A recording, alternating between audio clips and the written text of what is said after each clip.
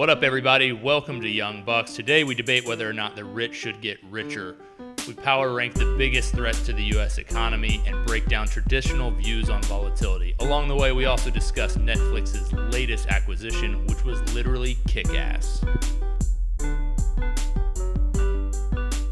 Hey everybody, welcome to What the Buck, the segment in which we talk about the big topics in the world, in the news, things that involve money. It's the Young Bucks show. Andrew Hall, Ben Nye, Sam Frost, Matt Krebsbach all here. First things first, going to pass the mic to Ben, and we're going to talk a little bit about last week's jobs report. Good stuff for the economy, good stuff on the way. Thanks, Andrew. Ben here, obviously, with the jobs report on Friday. Every month we get a new jobs report from the Bureau of Economic Analysis, and this was a very good one. 209,000 jobs created. Estimate was 180,000. Also, you had positive upward revisions for last month. Manufacturing jobs was the big story. 16,000 jobs created versus an estimate 3,000. And then the revision for the prior month was 12,000 versus 1,000.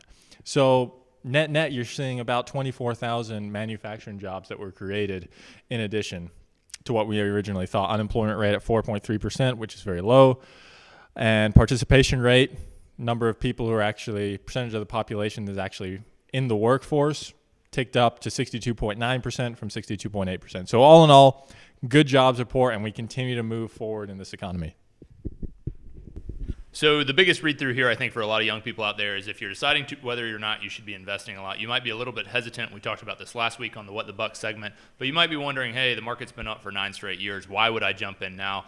I think you could make an argument that, hey, the economy is continuing to strengthen. We're continuing to see pretty close to full employment. We're seeing really good data there. And this data was really a good validation point of that. So good trends for the macro picture. We also have a webinar actually on the Tusk Media YouTube page. You can check that out. We talked up a bunch of these factors. It's probably about a month old now at this point, but the data's still pretty good if you want to get some of our macro views. Next topic we got coming up, Netflix. Everybody loves Netflix. They made their first big acquisition of a content producer. They purchased Millar World, which is Mark Millar. He's some kind of nerd. He does comic books. I don't do that stuff. I'm way too cool. I'm making financial podcasts. I'm not watching comic book movies. But they made, I don't know if we can say the A word, but Kick. That movie. They also made the Kingsman movies. I keep wanting to call them the Klansmen, but that'd be a really different type of comic book.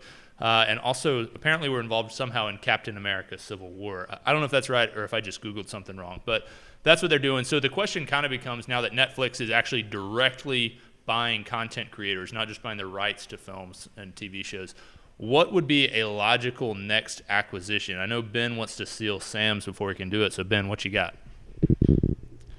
Well, if they really want to get into the reality content, then it has to be Discovery Channel. Discovery Channel themselves announced a deal to buy Scripps, and the shares have sold off hard. Sam has been following it a lot, both consuming the content and looking at the company, so he probably has a good insight into this. Sam, talk to us about Discovery and the post-Shark World downturn. Post-Shark World downturn. Yeah, Discovery Channel, I feel like it's everyone's closet show, and that is Naked and Afraid. Great show. And they just came out with, everyone likes Naked and Afraid. And then they just came out with the new show, Darkness, which is about dropping people in a cave with no light at all. I mean, it's a good channel. I would. It is lit-ish. People are saying. But no, and you know, Discovery, I don't know that they're going to get bought out anytime soon because they just announced that they're going to buy Scripps. And so if Netflix or somebody would turn around and try to buy them, you're essentially buying Discovery and Scripps. But Discovery's share price has gotten hammered due to Scripps. It's an interesting company for us to look into. We're very preliminary here at Narwhal, or Tusk Media, I should say. You guys have any other? Yeah, I think Scripps does. Yeah, I mean, in the news before, there's been rumors that Disney was going to be floating around there for potential acquisition, or Disney buying Netflix, one of the two. I don't see that happening. I mean, they're both way too big for each other to actually accomplish that, especially Netflix with they're burning so much money as it is. There's no way they can afford that. So I'd rule out Disney. I'd rule out Fox, Time Warner, all that. I mean, Time Warner's already locked up. But there is a lot of like second tier players there, like you said, Discovery. I mean, there's Viacom. I think that's too big. They own Nickelodeon, Comedy Central, MTV. I think that's too big for Netflix to swallow up. I would guess AMC. That's a dark horse in this running here. I mean, it's small enough that they'd be able to swallow it up. It doesn't really fit with like the movie type, like they're more shows oriented. But I would go AMC. That's my pick. I saw somebody, I think it's Letterman is actually getting a late night show on Netflix now. So he's going to get a host show. I think something that would make a lot of sense. Maybe it's not a network or something like that in a traditional sense, but we joke about buying podcasts all the time, but you have all these podcasts that are incredibly popular in audio format, and those would be shows, as you can tell from a visual picture of a podcast, they're pretty low production value. Seems like you could really quickly take something like, the WTF podcast or something like that. Maybe it's the Nerdist Network or Podcast One that has all the Adam Carolla stuff and a bunch of the Barstool shows. You take something like that and really quickly say, hey, we're going to throw a camera in the studio and have the video rights to all your podcasts. I feel like that could be a legitimate acquisition, especially when you start to think about people that just basically chill, look for something that's on. All of a sudden, everybody that normally listens to a podcast, they have a week out, off, the weekend, whatever, they're chilling. They say, you know what, I'm going to watch that podcast. I think that could be a possible acquisition. Anybody got anything else? Yeah. Is there any chance that Tusk Media is bought out? We actually talked about this, me and Scotty, last week, that if somebody gave us, put $1,000 investment, they could probably own about 98% of Tusk Media. So that's definitely a strong possibility. We're listening, Netflix, entertaining offers. Let's just put it out there. Last things last, Ben, this Google letter, kind of catching a lot of eyes, a little bit controversial, I think. Everybody's got an opinion, so why don't you get us in the loop and let's form our own echo chamber. Yeah, so quickly, if you haven't seen the letter, the broad basis summary is essentially this Google employee wrote an open letter internally to other Google employees on a shared email. And what he said is basically Google's living in an echo chamber, created mandated diversity programs. And he says that's actually really bad for business, that especially with respect to men and women, there are biological differences that dictate psychological differences as well, which means that if men are driven more by status and wealth, then there'll probably be more men trying to get into a high-stress, high-risk, high-return career in tech and management. And women who are more have a tendency to openness and toward people, probably not so much. So mandating a strict policy of having women and men equal representation in tech might be unwarranted and might actually be detrimental to the company. So he argued that he was later fired, and the new head of diversity said, basically, we don't condone any of this. Totally false depictions of biological differences. I'm just summarizing what the guy said. What do you guys think? Yeah, I think it's an interesting topic, and we're probably the experts for this. We have a lot of diversity on this panel. Like Sam's hair is a lighter color brown, ours is darker, and he's also a little bit shorter than us. So we're a very diverse panel of white men in our 20s. But I think in general, mandated diversity makes me a little bit nervous just on anything. And I think the same could go for an investment portfolio. When you have mandates that require certain exposures, things like that, I think it always gets a little bit hairy to enforce because by nature you're going to give up something to get there. Anybody got other thoughts? Yeah, the only thing I was going to say is, I majored in math in undergrad, and in all my math classes, the ratio guy to girl was like very high. Like there were very few women in the classes. I took a couple computer programming classes. Again, very few women in it. And so, I don't know what the mandate is, if it's supposed to be 50-50 men and women at Google, and that's what this guy was arguing or not. But the key is, to me, is to get women more interested. So my experience, this could have just been the school I went to, but 6 years ago, 7 years ago, however long it was ago when I was in undergrad, that's how it was. It just appeared that women weren't interested. And so the question is, how do we get more women interested in tech? Not necessarily mandates, of a ratio of men to women and stuff like that.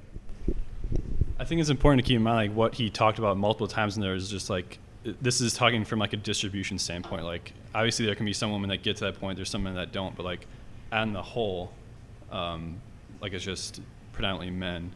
And I think it's interesting that he sent that period, because like in the first paragraph he said, I'm probably gonna get fired for this. It's like, I mean, why do you send it if you know you're gonna get fired for it? Unless he like had that all planned out and is gonna file a lawsuit, that might be it. I don't know. We'll see. Yeah. Yeah, we kind of a story to watch, just the reaction of it. I think you've got reaction both ways, and people love kind of these hot button issues because we like to make them a hot button issue, and it's going to be interesting to see. I'm just really in favor of starting like inter-office memos, open letters, an open letter to everybody I work with. That's going to be something I try to do daily. But I think that's all we got. This is What the Buck. We talk about the big stories. Thanks for watching the Young Bucks show. Hey everybody, I'm Scotty. Today we're going to be doing a little debate about tax reform. Now the way this is going to work out is we're going to have two guys here and they're going to debate each other. Both of them will have a minute and a half to make their first points, then about a minute after that to make their ending closing points. So as they debate, I am going to be taking tally here based on how many good points each of it can make. At the end of the game, we'll see who won by who has the most tallies, obviously. So joining us now, we have Andrew Hall and Sam Frost. They're going to be talking about, like I said, tax reform. And a little intro here. Steve Forbes said, what people want is a vibrant economy. They don't care if Bill Gates gets richer, right? So the big question is, what do we think about tax reform? Do people really care if the rich get richer? So Sam, the first question is going to go to you. Do people really care about the tax rates of rich people? According to a MarketWatch article published on April 18th, 2016, and data from the 2015 tax year from the Tax Policy Center, which is a nonpartisan, Washington-based research group, 45.3% of Americans weren't going to pay federal income tax that year. Now, it's only federal. That doesn't include state and local taxes. But then the 2015 household median income was about $56,500. So the only reason that you should care if the rich are getting taxed more is if you're on that bubble, if you're on that cusp of being able to jump into that 45% of Americans who aren't paying taxes. So if you want the rich to be taxed more, because that means you're going to have to pay less, and they're going to, the rich are going to compensate for you. However, economics says you have leisure time and you have work time. And if you start if you take away a tax, then your opportunity cost of working starts to grow, because now you're making more money for every hour that you work.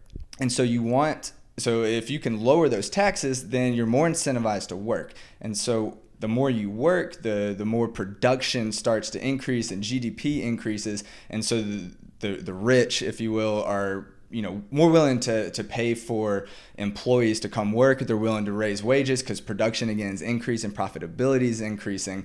And so in the end, you essentially start to make more money.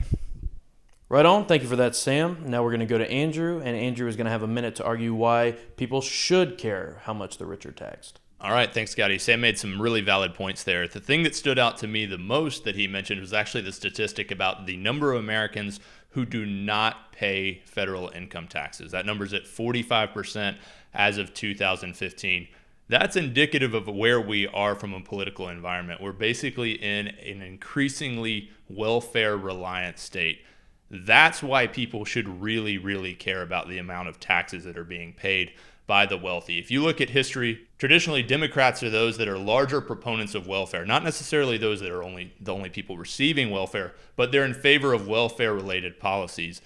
And if you look at Sam's lifetime, only once since he has been alive has a Republican won the general election popular vote in the presidential election. So we're in an increasingly welfare-friendly state, and we've seen those numbers already move quite a bit over the last couple of years. He mentions 45% not paying income tax as of 2015. In 2013, that number was only 40%. So just in a couple of years, that has risen 5%.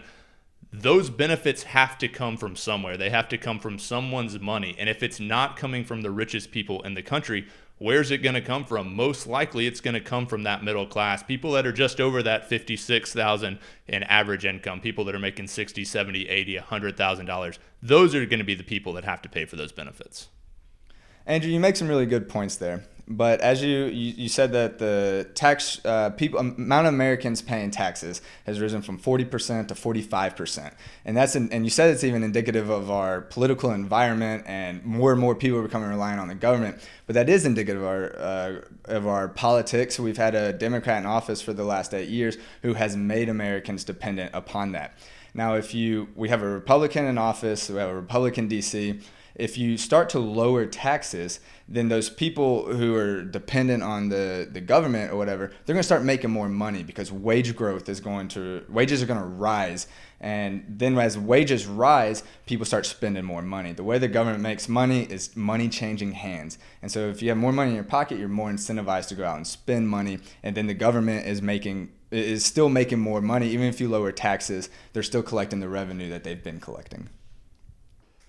Great point, Sam. I think we disagree more often than we agree on this particular topic, at least for this segment in which I'm pretending to disagree with you. A couple things I would point out here is you mentioned that more money in terms of hourly wages and things like that will incentivize more work. Unfortunately, I think that amount of wage inflation is completely unlikely for our economy. Yes, we're starting to see some growth, but to see someone go from the poverty line or close to it to a place in which they are actually a net payer of taxes, I don't see that happening anytime soon. At the same time, as much as more money encourages more work for the rich, I also think more welfare discourages work for certain people in certain situations. Lastly, Americans are stupid about money. So why should they care how much billionaires are getting taxed? I think they should care because if they actually devoted their time and energy to trying to fix a problem that's actually fixable, they would do more damage than good. So I want as many dumb people as possible focused on the reform that will never actually happen so that maybe things that actually help the middle class can actually get done. All right, guys. Well said, both of you. Let's take a look at the board here and see who won. Looks like Sam won, everybody. Good job, Sam. Both of you made some great Put 'em points. on the board. Solid rebuttals as well. We look forward to seeing you guys next time. Have a good one. Hey, we're at the Power Rankings segment of Young Bucks. This is Ben. I'm joined by Matthew Krebsbach and Andrew Hall. And we're going to be talking about 5 of the biggest threats to the U.S. stock market. And we've identified 5 as the following. Got ISIS, or ISIL, depending on whether you're in a blue state or a red state. You have real Donald Trump. You have the North Korean nuclear threat, or nuclear if you're from Texas. You have the China bubble, where they're building a lot of stuff that doesn't have any tenants. Or you have the Russian cyber criminals who are sitting in basements in Vladivostok and hacking into American technology. So, starting at the bottom, in the green room, we were discussing this, and we've ordered these 5. And at the bottom, we have real Donald Trump. So start with Krebs. Yeah, I had that pretty low. I just think, he's already been president for how many months is this now? 9, 8, something like that. I mean, nothing's really changed in the time he's been president. So, I feel like he can't get much worse to, do anything to cause a major crash like that. So that was kind of my stance for having it pretty low. And we shouldn't forget this because he tweets it almost every day, but the stock market is up a lot since he got elected. So I think if anything, we should be making a very real argument that he is the single greatest catalyst for the United States stock market. I'm of course kidding there, but again, it's kind of hard to see what one man could really do to screw up the whole stock market. Knock on wood, if anyone could do it, it'd probably be Trump, but let's hope for the best. It's kind of hard to see him getting enough done to really disrupt things. Next, so number 4 in the power rankings, we have ISIS, or ISIL. And I gave this a fairly low rating. Everyone is saying ISIS is on the run. Regardless of how you think about that, ISIS, I think, is posing less of a threat relative to the prior year. And certainly as it respects to U.S. stocks, I don't think that we've seen much in the way of an imminent threat to U.S. stocks. I think just 'cause, it's still an issue. They're not, it still exists. I feel like it was only a couple months ago where we were bombing that airfield, and that's obviously there's just an airfield in Saudi Arabia, but it's still a major factor that could destabilize that area. And as it pertains to stocks, just something like that, the uncertainty would cause major movements. I think that was my thinking. Yeah, and what I kind of was looking here, I had him real low as well. What I kind of look at here is what's going to trigger a market to move in a way that's opposite of normal economic stability or just national growth, things like that. And that's kind of where it's like, well, if you have, an attack on U.S. soil or something like that is grave enough that it adversely impacts stocks to a negative tune for a prolonged period, we're probably looking at a period of just general uncertainty, at which point there's going to be a number of factors contributing. So I have a hard time viewing, hey, everything's great except for that one thing that ISIS/ISIL did, and now stocks are down 20%. I don't see that scenario happening.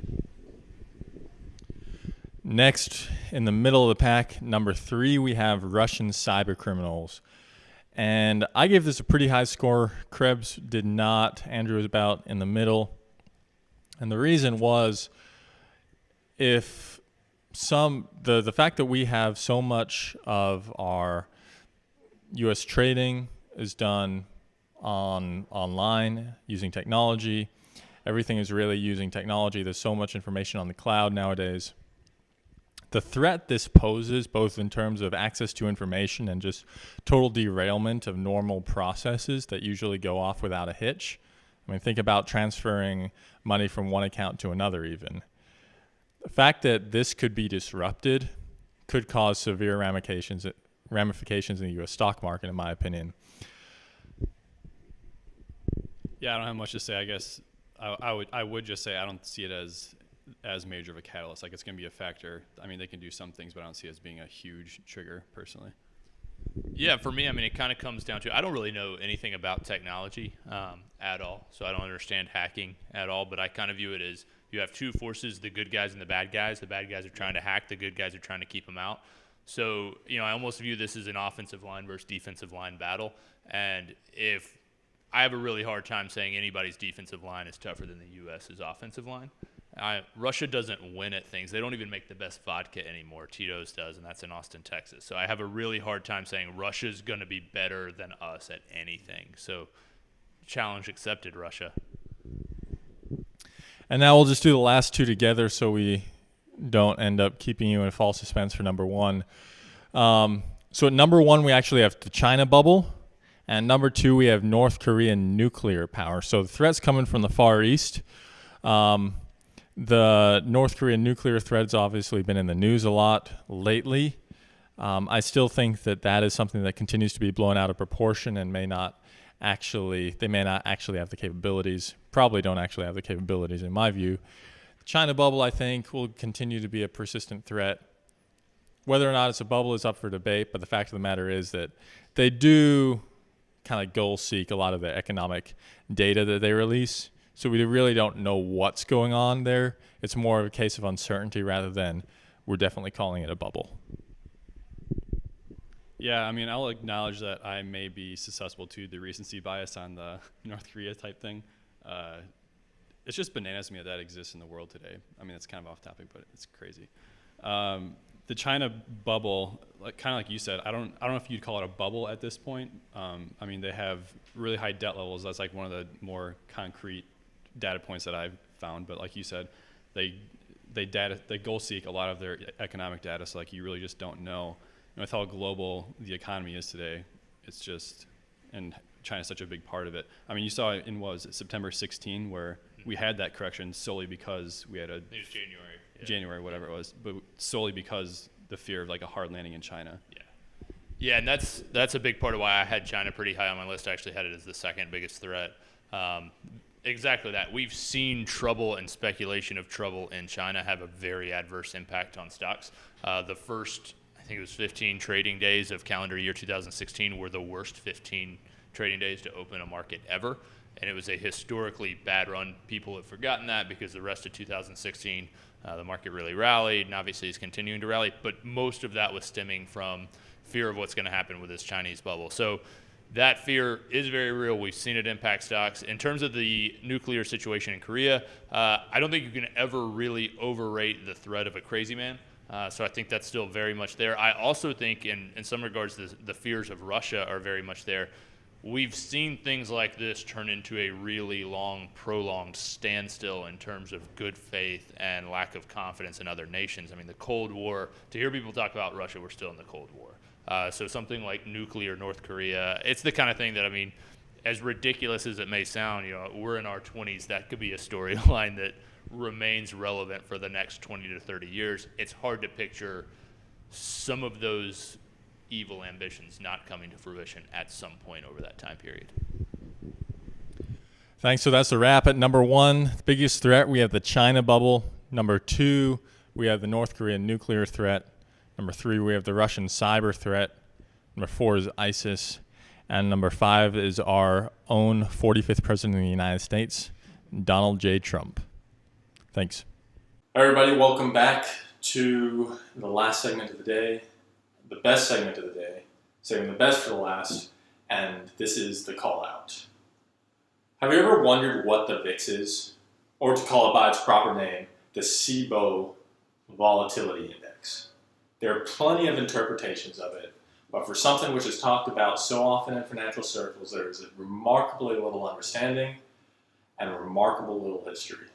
For those of you who aren't familiar, or if you need the actual definition, is this. The VIX index estimates near-term volatility of the S&P 500 using current options prices.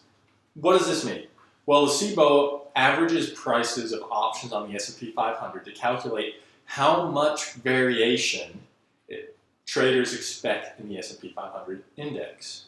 Big spikes and falls, high VIX, or small movements from day to day, low VIX.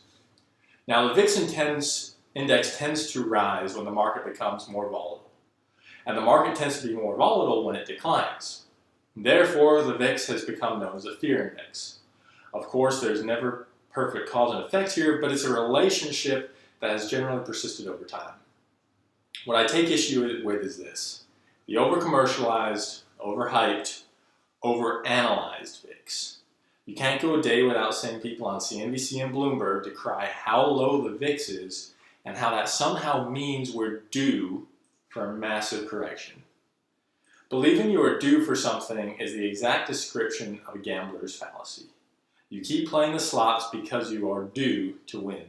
Pretty soon you're down a ton of money. VIX only come up as a measure in the early 1990s. It didn't start to trade until 2004, so we really have very little history to draw upon. Of course, if you compare current VIX levels to the VIX levels of the last 15, 25 years, it's going to look very low. We had one of the biggest stock market corrections in history, one of the highest VIX levels you'll ever see, back in 2008. So if you truly want to measure volatility, look at actual volatility, not the VIX. This will tell you that the median 30-day volatility in the S&P 500 is about 12.7 since 1928. Volatility under 10 actually happens 28% of the time. Volatility under 15 happens 64% of the time. Now, I don't mean to say that VIX won't ever go higher or that it isn't worth watching. My message to CNBC, Bloomberg, and all those Twitter fearmongers who talk about the VIX is this: don't freak out about it.